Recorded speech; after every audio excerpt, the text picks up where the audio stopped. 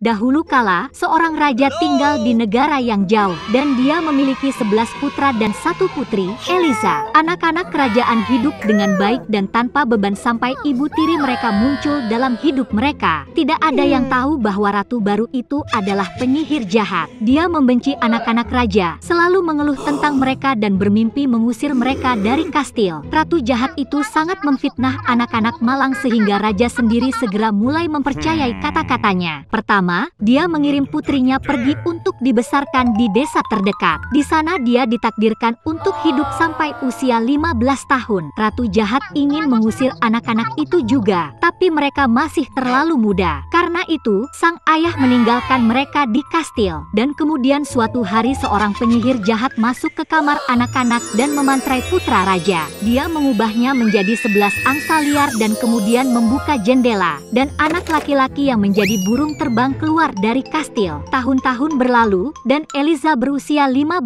tahun. Pada hari ini, dia kembali ke istana. Sambil menunggu kedatangan raja, gadis itu bertemu dengan ibu tirinya, yang marah karena sang putri sekarang akan tinggal di istana. Dan Eliza, lelah karena jalan, tidak menyadari bagaimana dia tertidur. Setelah memilih saat yang tepat, ratu memasuki ruangan dan memantrai gadis itu. Tiba-tiba, rambut sang putri menjadi kotor dan tidak terawat, dan wajahnya berubah dan menjadi gelap. Saat ini, raja kembali ke kastil. Dia merindukan putrinya dan bermimpi bertemu dengannya. Memasuki ruangan, raja melihat bahwa gadis di tempat tidur sang putri sama sekali tidak seperti putrinya. Dia marah dan memerintahkan untuk mengusir orang asing itu dari kastil. Eliza harus bermalam di hutan. Di pagi hari dia mandi di kolam, mantranya tertidur, dan gadis itu kembali menjadi cantik. Segera dia bertemu dengan seorang wanita tua yang baik hati. Dia memberitahu sang putri bahwa setiap malam dia melihat 11 angsa di mahkota emas di tepi sungai. Kemudian Eliza pergi ke air. Saat matahari terbenam, angsa juga terbang ke sana, yang pada saat itu juga berubah menjadi saudara laki-lakinya. Mereka segera mengenali putri Eliza dan memeluknya. Saudara-saudara memberitahu gadis itu bahwa ibu tiri yang jahat telah menyihir mereka. Dan sekarang setiap pagi mereka berubah menjadi angsa,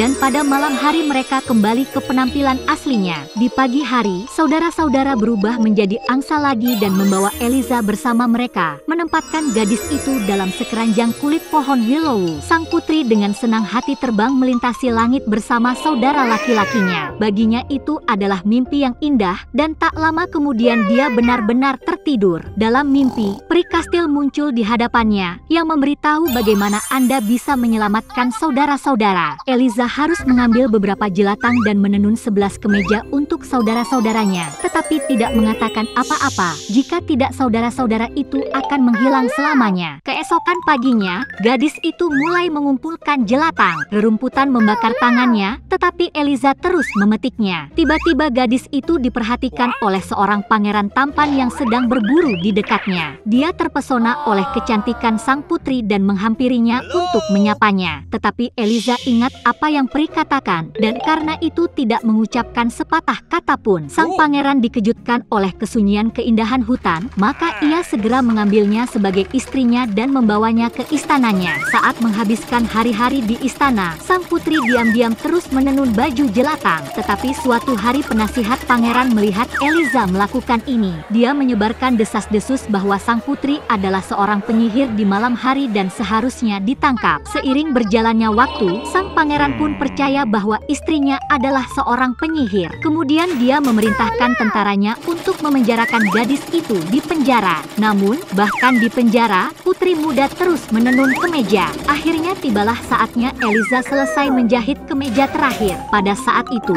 pintu penjara bawah tanah terbuka dan sang putri dibawa ke pengadilan. Mereka memutuskan untuk menghukum mati gadis malang itu. Dan pada saat itu, ketika hakim membacakan putusan, 11 angsa turun dari surga. Eliza menarik kemeja dari bawah roknya dan melemparkannya ke atas burung. Saudara laki-lakinya segera menjadi manusia, tetapi sang putri tidak memiliki cukup jelatang untuk lengan baju terakhir. Jadi adik laki-laki itu memiliki sayap angsa sebagai pengganti lengan. Kemudian saudara-saudara menceritakan kisah mereka, dan sang pangeran yang sangat percaya pada ketidakbersalahan istrinya meminta maaf kepada Eliza. Sang putri segera memaafkan suaminya. Akhirnya saudara-saudara itu bebas dan Eliza senang. Bersama-sama mereka kembali ke kastil. Sang ayah mengenali anak-anaknya dan selama bertahun-tahun tidak bisa memaafkan dirinya sendiri karena membiarkan ibu tirinya menipunya. Dan penyihir jahat itu sendiri berubah menjadi burung gagak dan terbang pergi, tidak pernah kembali ke kastil.